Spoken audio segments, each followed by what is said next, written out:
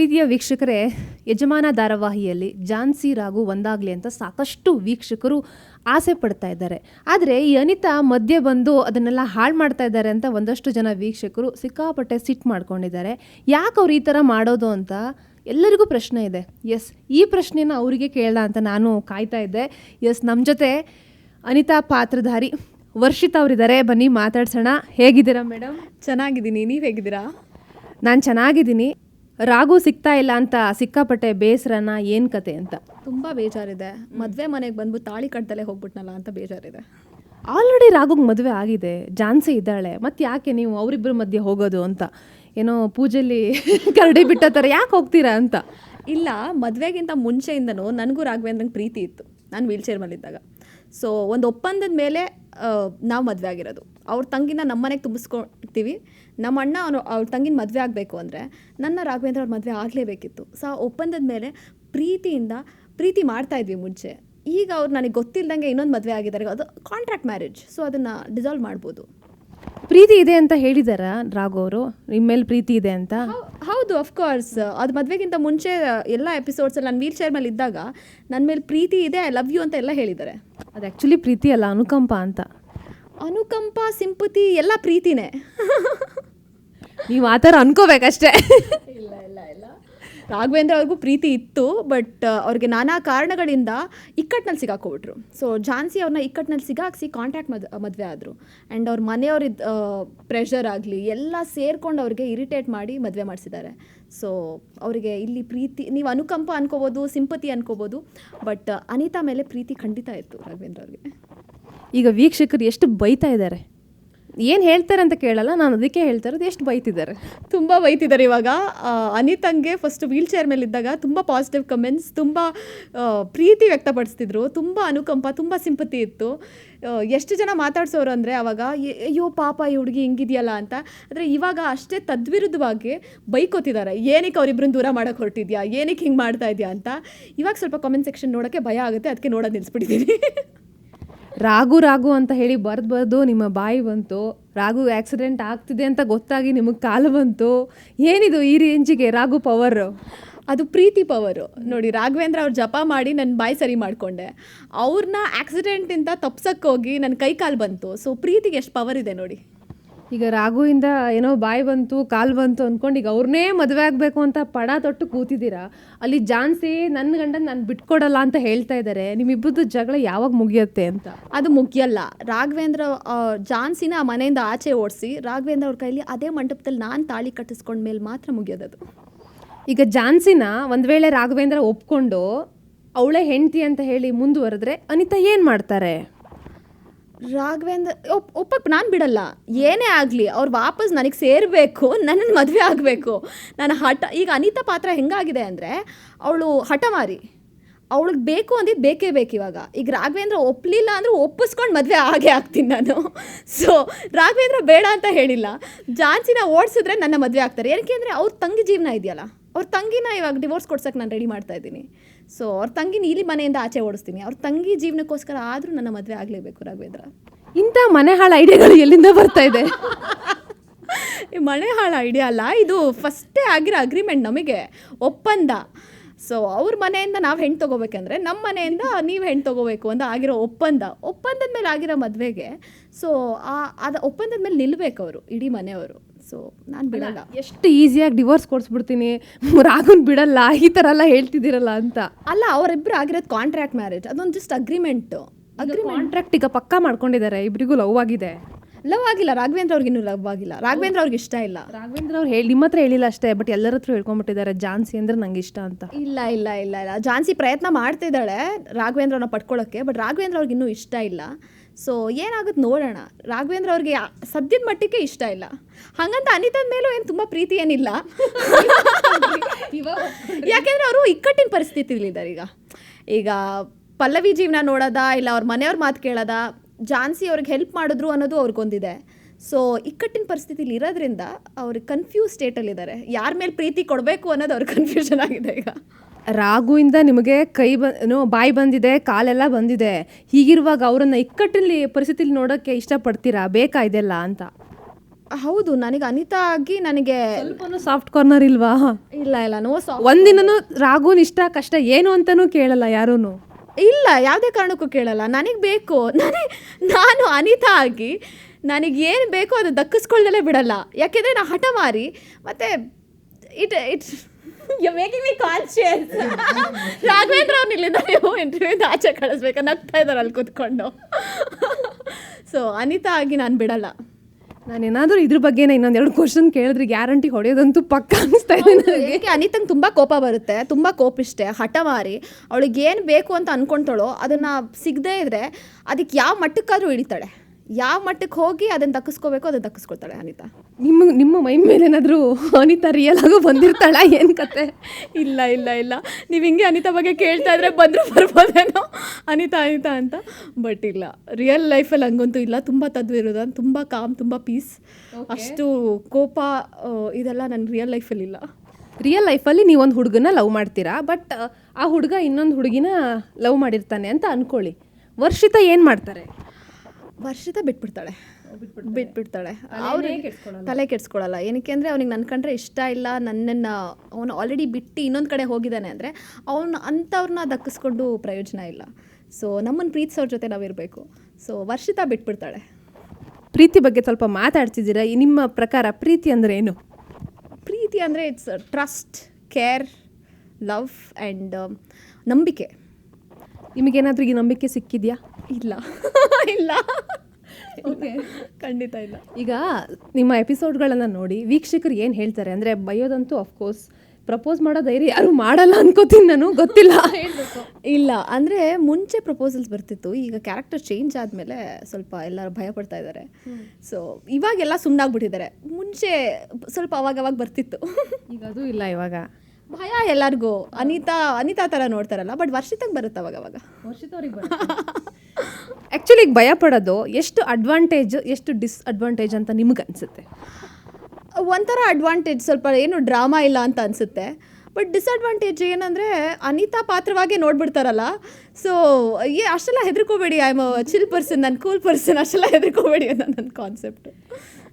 Engineer ಆಗಿ work ಮಾಡಬೇಕು, ಅಬ್ರಾಡ್ಗೆ ಹೋಗಬೇಕು ಅಂತ ಅಂದ್ಕೊಂಡಿದ್ರಿ ಅಂತ ಹೇಳಿದ್ರಿ.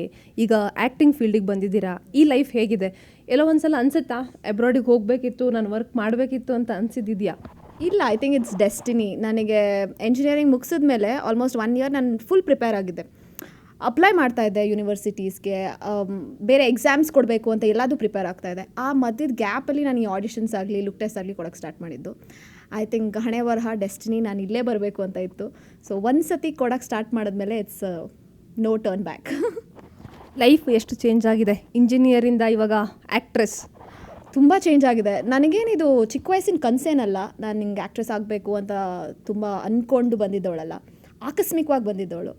ಆಕಸ್ಮಿಕವಾಗಿ ಬಂದ ಮೇಲೆ ನಾನೇನೋ ಮಾಡಬೇಕು, ಪ್ರೂವ್ ಮಾಡಬೇಕು, ಪರ್ಫಾರ್ಮ್ ಮಾಡಬೇಕು ಅಂತ ನಾನು ಟ್ರೈ ಮಾಡ್ತಾಯಿದ್ದೀನಿ. ಬಿಕಾಸ್ ನನಗೆ I have always been a dancer. So ಕಲೆ ಕಡೆ ಯಾವಾಗಲೂ ಒಲವಿತ್ತು ನನಗೆ. ಸ್ಟೇಜ್ ಮೇಲೆ ಹೋಗೋದು, ಚಪ್ಪಾಳೆ, ಇದೆಲ್ಲ ಥ್ರಿಲ್ ಕೊಡ್ತಿತ್ತು. ಸೊ ನನಗೆ ಕಲೆ ಕಡೆ ಐ ಥಿಂಕ್ ಥ್ರೂ ಡಾನ್ಸ್ ಇತ್ತು. ಆ್ಯಕ್ಟಿಂಗ್ ಮಾಡಬೇಕು ಅನ್ನೋ ನೋ ಐಡಿಯಾ, ಬಟ್ ಆ ಎಲ್ಲ ನವರಸಗಳು ಥ್ರೂ ಭರತನಾಟ್ಯಂ ನನಗೆ ಬಂದಿದೆ. ವೀಕ್ಷಕರಿಗೆ ಯಾವಾಗಲೂ ಮುಂದಿನ ಎಪಿಸೋಡ್ನಲ್ಲಿ ಏನಾಗುತ್ತೆ ಅನ್ನೋಂಥ ಕುತೂಹಲ ಜಾಸ್ತಿ ಇರುತ್ತೆ. ನಿಮಗೇನು ಪ್ರಶ್ನೆಗಳನ್ನ ಕೇಳ್ತಾರೆ, ಈ ಪ್ರಶ್ನೆಗಳಿಂದ ತಪ್ಪಿಸ್ಕೊಳ್ಳೋದು ಎಷ್ಟು ಸವಾಲಿನ ಕೆಲಸ ಅಂತ? ಅಯ್ಯೋ, ತುಂಬ ದೊಡ್ಡ ಸವಾಲು. ಏನಕ್ಕೆ ಅಂದರೆ ಈ ಮದುವೆ ಎಪಿಸೋಡ್ಸ್ ಬಂದುಬಿಟ್ರದ್ದು. ಮದುವೆ ಆಗುತ್ತೋ ಇಲ್ವೋ, ಮದುವೆ ನಿಲ್ಲುತ್ತೋ ಇಲ್ವೋ, ಏನಾಗುತ್ತೆ ಪ್ರತಿದಿನ ಎಲ್ಲಾದರೂ ಓಡಾಡ್ತಿದ್ರೆ ಮದುವೆ ಆಗುತ್ತಾ ಇಲ್ವಾ. ಅದಕ್ಕೆ ಮದುವೆ ಎಪಿಸೋಡ್ ಸುಮಾರು ದಿನ ಬರುತ್ತೆ. ಆಲ್ಮೋಸ್ಟ್ 1 week 10 days ಬರುತ್ತೆ. ಆ 1 week 10 days ಇವ್ರ ಮಧ್ಯದಲ್ಲಿ ಎವ್ರಿ ಡೇ ಒಂದೇನೋ ಒಂದು ಬ್ರೇಕಿಂಗ್ ನ್ಯೂಸ್ ಥರ ಮಧ್ಯದಲ್ಲಿ ನಿಲ್ಲಿಸ್ಬಿಟ್ಟಿರ್ತಾರೆ.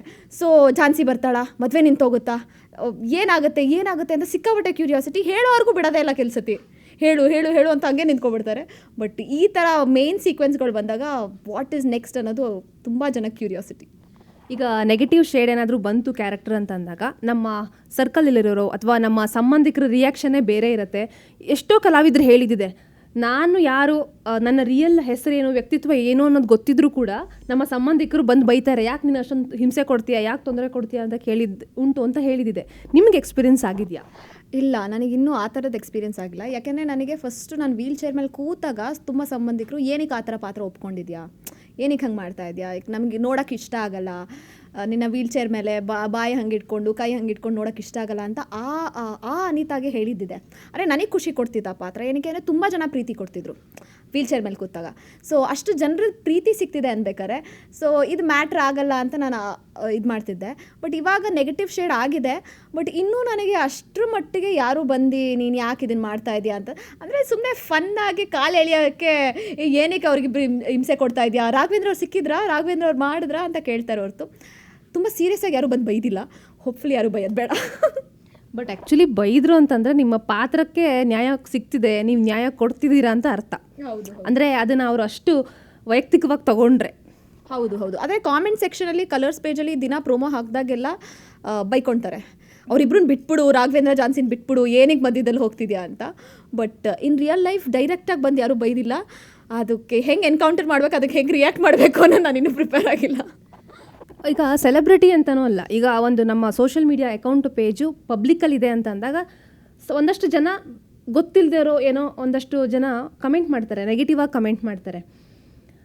ಈಗ ಸೆಲೆಬ್ರಿಟಿಗಳಿಗೆ ಕೆಲವೊಮ್ಮೆ ಏನಾಗುತ್ತೆ, ನಮ್ಮ ರಿಯಲ್ ಕ್ಯಾರೆಕ್ಟ್ರಿಗೆ ಬೈತಿದ್ದಾರಾ ಅಥವಾ ರಿಯಲ್ ಕ್ಯಾರೆಕ್ಟ್ರಿಗೆ ಬೈತಿದ್ದಾರಾ ಇದು ಗೊತ್ತಾಗಲ್ಲ. ಈ ಥರದ್ದೇನಾದ್ರು ಅನಿಸಿದ್ಯಾ ನಿಮಗೆ? ಅನಿಸಿದೆ. ಅಂದರೆ ಅವ್ರ ಪಾತ್ರನ ಎಷ್ಟು ಸೀರಿಯಸ್ಸಾಗಿ ತೊಗೊಳ್ತಾರೆ ಜನರು. ಅಂದರೆ ಅವ್ರಿಗೆ ಅದೊಂದು ಆ್ಯಕ್ಟ್ ಮಾಡ್ತಾ ಇದ್ದೀವಿ, ಒಂದು ಪಾತ್ರ ನಿಭಾಯಿಸ್ತಿದ್ದೀವಿ ಅನ್ನೋದು ಮರ್ತೋಗಿ ನಿಜವಾಗ್ಲೂ ಇವ್ರು ಹಿಂಗಿದಾರೇನೋ ಅಂತ ಅಂದ್ಕೊಳ್ತಾರೆ. ಅಂದರೆ ಜನ ಒಂದು ಸೀರಿಯಲ್ ಆಗಲಿ ಒಂದು ಪಾತ್ರಗಳನ್ನ ಅಷ್ಟು ಹತ್ತಿರದಿಂದ ಅದೇ ಅವ್ರ ಮನೇಲೇ ಆಗ್ತಿದೆ ಅಂತ ಅಂದ್ಕೊಂಡು ನೋಡ್ತಿರ್ತಾರೆ. ಸೊ ಅದನ್ನು ನೋಡಿದ್ರೆ ಕೆಲಸತಿ ಭಯ ಆಗುತ್ತೆ, ಇದನ್ನು ಪಾತ್ರವಾಗಿ ನೋಡಲ್ವಲ್ಲ ಅಂತ. ಬಟ್ ಆಲ್ಸೋ ಈ ಪಾತ್ರ ಹಂಗೆ ಮಾಡ್ತಾರೆ ಅಂದರೆ ನಾವೀಗ ಪಾಸಿಟಿವ್ ಮಾಡಲಿ ಎಂಥದೇ ಪಾತ್ರ ಮಾಡಲಿ ಒಂದು ಸತಿ ಅವ್ರು ನಮ್ಮ ಮನೆ ಮಕ್ಕಳು ಅಂತ ಅಂದ್ಕೊಂಡ್ರೆ ಜನ ಕೈ ಬಿಡಲ್ಲ ಅನ್ನೋದು ಒಂದು ಅದರಿಂದ ಅರ್ಥ ಸಿಗುತ್ತೆ. ಧಾರಾವಾಹಿ ಬಗ್ಗೆ ಏನು ಹೇಳ್ತೀರಾ? ಅಂದರೆ ಇವಾಗ ಆ್ಯಕ್ಟಿಂಗ್ ಮಾಡಿರುವಂಥದ್ದು ಒಂದಷ್ಟು ದೊಡ್ಡ ತಾರಾ ಬಳಗ ಕೂಡ ಇದೆ. ಹೌದು. ಅಂದರೆ ನನಗೆ ಈ ಒಳ್ಳೆ ಪ್ರೊಡಕ್ಷನಿಂದ, ಒಳ್ಳೆ ಚಾನೆಲ್ ಆ್ಯಂಡ್ ಒಳ್ಳೆ ಪ್ರೊಡಕ್ಷನಿಂದ ಲಾಂಚ್ ಆದೆ. ಅದೊಂದು ತುಂಬ ಖುಷಿ ಇದೆ. ಏನಕ್ಕೆ ನನಗೆ ಆಲ್ಮೋಸ್ಟ್ ತುಂಬ ಲುಕ್ ಟೆಸ್ಟ್ ಆಡಿಷನ್ಸ್ ಅದು ಇದು ಕೊಡ್ಬೇಕಾರೆ ನನಗೊಂದು ಮ್ಯಾನಿಫೆಸ್ಟೇಷನ್ ಇತ್ತು, ನನಗೆ ಕಲರ್ಸಿಂದನೇ ಆಗಬೇಕು ಅಂತ. ಸೊ ಅದು ಫುಲ್ಫಿಲ್ ಆಗಿದ್ದು, ಕಲರ್ಸಿಂದನೇ ಲಾಂಚ್ ಆಗಿದ್ದು ನನಗೆ ತುಂಬ ಖುಷಿ ಇದೆ. ಆ್ಯಂಡ್ ಪ್ರೊಡಕ್ಷನ್ ಹೌಸ್ ಒಳ್ಳೆ ಪ್ರೊಡಕ್ಷನ್ ಹೌಸು ಆ್ಯಂಡ್ ಒಳ್ಳೆ ಕಾಸ್ಟಿಂಗ್ ಇದೆ ನಮಗೆ. ಪ್ರತಿಯೊಂದು ಇವಾಗ ಝಾನ್ಸಿ ಮನೇಲಿ ರಮೇಶ್ ಭಟ್ ಸರ್ ಇರ್ಬೋದು, ರಾಘವೇಂದ್ರ ಅವ್ರ ಮನೇಲಿರ್ಬೋದು, ನಮ್ಮ ಮನೇಲಿ ನಮ್ಮಪ್ಪ ನಮ್ಮಮ್ಮ ತುಂಬ ಒಳ್ಳೆ ಆರ್ಟಿಸ್ಟ್. ಆ್ಯಂಡ್ ನನಗೆ ನನ್ನ ಪಾತ್ರ ನಿಭಾಯಿಸ್ಬೇಕಾರೆ ಪ್ರತಿಯೊಬ್ಬರು ಸಪೋರ್ಟ್ ಮಾಡಿದ್ದಾರೆ. ಚೆನ್ನಾಗಿ ಮಾಡ್ತಾ ಇದೆಯಾ, ಮಾಡು, ಇನ್ನೂ ಚೆನ್ನಾಗಿ ಮಾಡು. ಮತ್ತು ನನಗೊಂದು ಕಾನ್ಫಿಡೆನ್ಸ್ ಕೊಡ್ತಿದ್ರು. ಏನಕ್ಕೆ ಅಂದರೆ ನನಗೆ ಆ ಥರ ಪಾತ್ರ ನಿಭಾಯಿಸ್ಬೇಕಾದ್ರೆ ಒಂದು ಒಳಗಡೆ ಜನ ಹೆಂಗೆ ಆಕ್ಸೆಪ್ಟ್ ಮಾಡ್ತಾರೋ ಅನ್ನೋದು ಒಂದು ಕ್ವೆಶ್ಚನ್ ಮಾರ್ಕ್ ಇತ್ತು. ಈಗ ಬೇರೆ ನಾರ್ಮಲ್ ಕ್ಯಾರೆಕ್ಟರ್ ಆದಾಗ ಹಿಂಗೆ ಕಾಣಿಸ್ತೀವಿ ಅನ್ನೋದು ಒಂದು ಐಡಿಯಾ ಇರುತ್ತೆ. ನನಗೆ ಟೆಲಿಕಾಸ್ಟ್ ಆಗೋವರೆಗೂ ಗೊತ್ತಿಲ್ಲ ನಾನು ಹೆಂಗೆ ಕಾಣಿಸ್ತೀನಿ, ಇಲ್ಲ ಚೆನ್ನಾಗಿ ಕಾಣಿಸಲ್ವೇನೋ ಬಾಯಿ ಹಂಗೆ ಇಟ್ಕೊಂಡು ಅನ್ನೋದು ಒಂಥರ ಒಳಗಡೆ ಭಯ ಇತ್ತು. ಸೊ ನನಗೆ ಸೆಟ್ಟಲ್ಲಿ all my costars Raghavendra ಇರ್ಬೋದು, ಝಾನ್ಸಿ ಇರ್ಬೋದು, ಪ್ರತಿಯೊಬ್ಬರು ಸಿಕ್ಕಿದಾಗೆಲ್ಲ ನನಗೆ ಚೆನ್ನಾಗಿ ಆ ಕ್ಯಾರೆಕ್ಟರ್ ಮಾಡ್ಬೇಕಾದ್ರೆ ಚೆನ್ನಾಗಿ ಮಾಡ್ತಿದ್ದೀರಾ, ತುಂಬ ಚೆನ್ನಾಗಿ ಮಾಡ್ತಿದ್ದೀರಾ ಅಂತಲೇ ಪ್ರೋತ್ಸಾಹ ತುಂಬಿದ್ದಾರೆ. ಸೊ ಅದು ನನಗೆ ತುಂಬ ಧೈರ್ಯ ಕೊಟ್ಟಿದೆ. ಮ್ಯಾನಿಫೆಸ್ಟೇಷನ್ ಅಂತ ಹೇಳಿದ್ರಿ, ಮ್ಯಾನಿಫೆಸ್ಟೇಷನ್ಗೂ ಈ ಪಾಸಿಟಿವ್ ಥಿಂಕಿಗೂ ಎಷ್ಟು ಡಿಫ್ರೆನ್ಸ್ ಇದೆ ಅಂತ. ಮ್ಯಾನಿಫೆಸ್ಟೇಷನ್ ಟೆಕ್ನಿಕ್ ಏನಾದರೂ ಯೂಸ್ ಮಾಡ್ತೀರಾ? ಮ್ಯಾನಿಫೆಸ್ಟೇಷನ್ ಟೆಕ್ನಿಕ್ ಅಂತ ಅಲ್ಲ, ಒಳ್ಳೆಯದನ್ನು ಯೋಚನೆ ಮಾಡಬೇಕು. ಯಾವಾಗಲೂ ಒಳ್ಳೇದನ್ನ ಯೋಚನೆ ಮಾಡಬೇಕು. ನಮಗೇನೋ ಆಗಬೇಕು ಅಂತ ಯಾವಾಗಲೂ ಎಲ್ಲರಿಗೂ ಒಳ್ಳೇದು ಬಯಸಿ ನಮಗೂ ಒಳ್ಳೇದು ಬಯಸಿದ್ರೆ ಆ ಮ್ಯಾನಿಫೆಸ್ಟೇಷನ್ ಆಗುತ್ತೆ. ಸೊ ಮ್ಯಾನಿಫೆಸ್ಟೇಷನ್ ಟೆಕ್ನಿಕ್ ಅಂತ ಏನಿಲ್ಲ, you should always keep thinking ನಮಗೆ ಇದಾಗುತ್ತೆ ಆಗುತ್ತೆ ಆಗುತ್ತೆ ಅಂತ ಅಂದ್ಕೊಂಡಿದ್ರೆ ಅದಾಗೇ ಆಗುತ್ತೆ. ಏನು ಹೇಳ್ತೀರಾ ವೀಕ್ಷಕರಿಗೆ ಕೊನೆಯದಾಗಿ? 9:30ಗೆ ಯಜಮಾನ ಬರ್ತಿದೆ. ತುಂಬ ಪ್ರೀತಿ ಕೊಟ್ಟಿದ್ದೀರಾ ಎಲ್ಲರಿಗೂ. ಅನಿತಾ ಅನ್ನೋ ಪಾತ್ರಕ್ಕೂ ತುಂಬ ಪ್ರೀತಿ ಕೊಟ್ಟಿದ್ದೀರಾ. ಇನ್ನೂ ಮುಂದಕ್ಕೆ ನಿಮ್ಮೆಲ್ಲರ ಪ್ರೀತಿನ ಕೋರ್ತೀನಿ. ಯಜಮಾನ ಸೀರಿಯಲ್ನ ತಪ್ಪದೇ ನೋಡಿ. ಆ್ಯಂಡ್ ಯಾರೂ ಬೈಕೊಳ್ಳೋಕೆ ಹೋಗ್ಬೇಡಿ ಅನಿತನ, ಬಿಕಾಸ್ ಅದೊಂದು ಪಾತ್ರವಾಗಿ ನೋಡಿ. And thank you so much. ನನ್ನ ಕಂಪ್ಲೀಟ್ ಕರಿಯರ್ ಗ್ರಾಫಲ್ಲಿ ಅದು ಅನಿತಾ ವೀಲ್ಚೇರ್ ಮೇಲೆ ಇದ್ದಾಗ ಎಷ್ಟು ಪ್ರೀತಿ ಕೊಟ್ಟರು ಇವಾಗಲೂ ಅಷ್ಟೇ ಕೊಡ್ತಾ ಇದ್ದೀರಾ. ಎಲ್ಲೇ ಆಚೆ ಬಂದರೂ ಬಂದು ಮಾತಾಡಿಸ್ತೀರಾ. Thank you so much. ಆದಷ್ಟು ಬೇಗ ಈ ಝಾನ್ಸಿ, ರಾಘು, ಅನಿತಾ ಈ ಒಂದು ಸಮಸ್ಯೆ ಏನಿದೆ, ತ್ರಿಕೋನ ಸಮಸ್ಯೆ, ಅದಕ್ಕೆ ಪರಿಹಾರ ಸಿಗಲಿ ಅಂತ ನಾನು ಕೇಳ್ಕೊತೀನಿ. ಮುಗಿಯಲಾರದ ಸಮಸ್ಯೆ ಅದು, ಮುಗಿಯಲ್ಲ, ಇಷ್ಟು ಬೇಗ ಮುಗಿಯಲ್ಲ ಸಮಸ್ಯೆ. ವೀಕ್ಷಕರಿಗೆ ಕಷ್ಟ ಆಗ್ಬಿಡುತ್ತೆ ಈ ಒಂದು ಏನೇ ಗೊಂದಲಕ್ಕೆ ಉತ್ತರ ಸಿಗಲಿಲ್ಲ ಅಂತಂದರೆ. ಇಲ್ಲ, ಅದು ಟ್ರಯಾಂಗಲ್ ನಡೀತಾನೆ ಇರುತ್ತೆ. ರಾಘವೇಂದ್ರ ಯಾರಿಗೆ ಸಿಗ್ತಾರೆ, ನಾನು ಬಿಡಲ್ಲ, ಬಿಟ್ಕೊಡಲ್ಲ. ಸೊ ಆ ಟ್ರಯಾಂಗಲ್ ಯಾರಿಗೆ ಸಿಗ್ತಾರೆ ಅನ್ನೋದು ಕೊನೆವರೆಗೂ ವೀಕ್ಷಕರು ನೋಡಲೇಬೇಕು. ನೀವು ಬಿಟ್ಕೊಡ್ಬೇಡಿ. ಇಲ್ಲ, ನಾನು ಹಿಂಗೆ ಹೇಳಲ್ಲ, ಬಿಕಾಸ್ ಝಾನ್ಸಿ ಮತ್ತು ರಾಘು ಅಭಿಮಾನಿಗಳು ನನಗೆ ಆಮೇಲೆ ಈ ಥರ ಹೇಳಲ್ಲ ನಾನು. ನೋಡಿ, ನಿಮ್ಗೆ ಹೆಂಗೆ ಬೇಕೋ ಹಂಗೆ ಕತೆ ಮಾಡ್ಕೊಳ್ಳಿ. ಪಾಪ ವೀಕ್ಷಕರಿಗೆ ಬೇಸರ ಆಗದೇ ಇರೋಂಗಿರಲಿ. ಎಸ್, ಇಷ್ಟೊತ್ತು ಏಷ್ಯಾನೆಟ್ ಸುವರ್ಣ ನ್ಯೂಸ್ ಜೊತೆಗೆ ಯಜಮಾನ ಧಾರಾವಾಹಿ ಬಗ್ಗೆ ಸಾಕಷ್ಟು ಮಾಹಿತಿಯನ್ನು ಹಂಚ್ಕೊಂಡಿದ್ದೀರಾ. Thank you so much. ನಿಮ್ಮ ಮುಂದಿನ ಜೀವನಕ್ಕೆ ಒಳ್ಳೆಯದಾಗಲಿ, ಒಳ್ಳೊಳ್ಳೆ ಪ್ರಾಜೆಕ್ಟ್ಗಳು ಸಿಗಲಿ. ಇಂಜಿನಿಯರಿಂಗ್ ವೃತ್ತಿಯನ್ನು ಬಿಟ್ಟು ಆ್ಯಕ್ಟಿಂಗ್ ಫೀಲ್ಡಿಂಗ್ ಬಂದಿದ್ದೀರಾ. ಕಲಾ ಸರಸ್ವತಿ ಯಾವಾಗಲೂ ಕೈ ಹಿಡಿದುಕೊಂಡು ಮುಂದೆ ಕರ್ಕೊಂಡು ಹೋಗಲಿ ಅಂತ ಹಾರೈಸ್ತೀನಿ. Thank you so much.